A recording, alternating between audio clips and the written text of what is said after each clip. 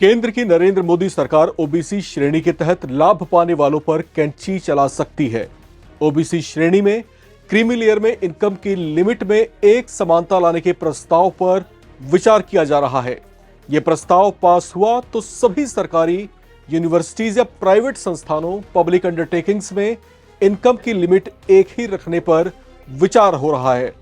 अब सवाल यह उठता है कि सरकार ऐसा आखिर करना क्यों चाहती है। दरअसल ऐसा होने से ओबीसी क्रीमी लेयर में एक तरह की ऐसी ट्रांसपेरेंसी आएगी जिससे यह सुनिश्चित हो जाएगा कि इसके दायरे में कौन आता है और किसे बाहर किया जाना चाहिए। इस तरह का फैसला लागू होने से अलग अलग संगठनों या संस्थानों में इस बेसिस पर भेदभाव नहीं हो सकेगा और समानता आएगी।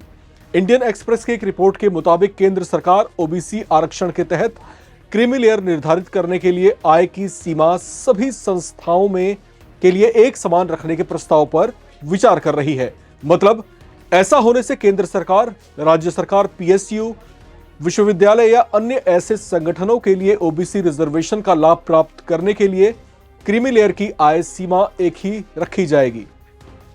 ओबीसी रिजर्वेशन में क्रीमी लेयर की शुरुआत 1992 में सुप्रीम कोर्ट के एक फैसले से हुई थी।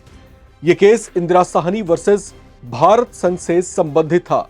क्रीमी लेयर का लक्ष्य यह तय करना था कि ओबीसी में जो सक्षम वर्ग है उसे आरक्षण के लाभ से दूर रखा जाए ताकि जरूरतमंदों को इसका पूरा लाभ मिल सके।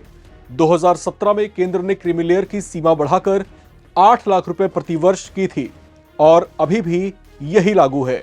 ओबीसी क्रीमी लेयर के दायरे में सरकार के बड़े पदों पर मौजूद अफसर, केंद्र और राज्य सरकारों के वरिष्ठ अधिकारी, सार्वजनिक उपक्रमों के बड़े अधिकारी, सशस्त्र सेनाओं के अधिकारी, बड़े बिजनेसमैन या जो भी इनकम की निर्धारित सीमा में आते हैं।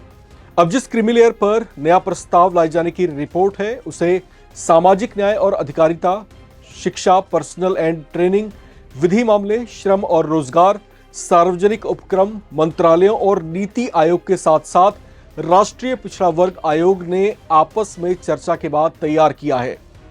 कई केंद्रीय पीएसयू में 2017 में तय किया गया था कि क्रीमी लेयर जो है निगम लागू है, लेकिन कई विश्वविद्यालयों, शिक्षण संस्थानों और राज्य सरकारों की इकाइयों में इसकी आय सीमा अभी भी अलग अलग है। केंद्र सरकार की नौकरियों और शिक्षण संस्थानों में एडमिशन के लिए गैर क्रीमी लेयर ओबीसी को 27% आरक्षण की व्यवस्था है, जबकि राज्य सरकारों की नौकरियों में आरक्षण की इस सीमा में अंतर है।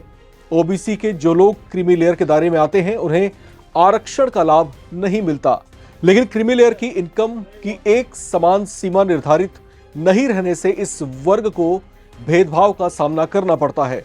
रिपोर्ट में सूत्रों के हवाले से भी बताया गया है कि यूनिवर्सिटी के असिस्टेंट प्रोफेसर, एसोसिएट प्रोफेसर और प्रोफेसर समेत टीचिंग स्टाफ की सैलरी आमतौर पर लेवल 10 या उससे भी ज्यादा होती है, जो कि सरकार के ग्रुप ए के पदों के समान या कई बार उससे भी ज्यादा हो जाती है।